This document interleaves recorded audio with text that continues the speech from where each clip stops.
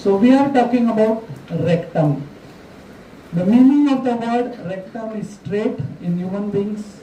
It is straight in lower animals, but human beings, because we are straight position, the rectum shows three curvatures side to side, two to the right, one to the left, and there are folds of Houston over there to prevent the sagging of the stool.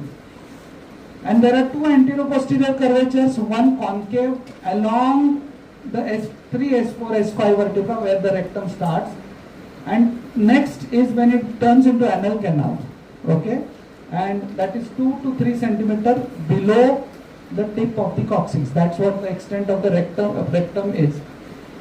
When it comes to the relations of the rectum, firstly talking about the peritoneal relations.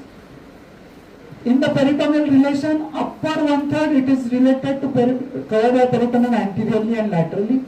In middle one-third only anteriorly, in lower one-third there is no peritoneum. Coming to the visceral relations of the rectum, they are divided into upper two-third and lower one-third. Upper two-third is always related to a pouch.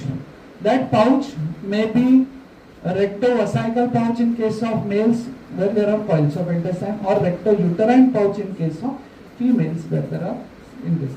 Lower one-third again different in male and female. In males it is related to prostate, seminal vesicles, and maybe some part of the urethra also.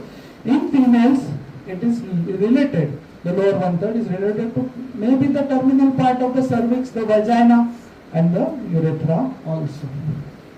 Therefore recto-vaginal, all these fistulas can happen.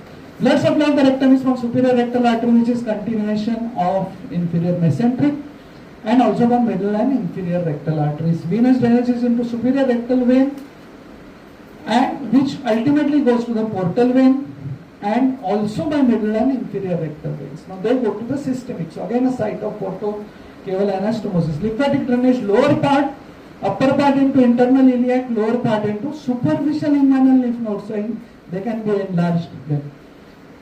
The nerve supply is by S2, S3, S4, nerva laryngitis, parasympathetic, S2, S3, S4 fludental nerve for pain, and L1 and L2 sympathetics.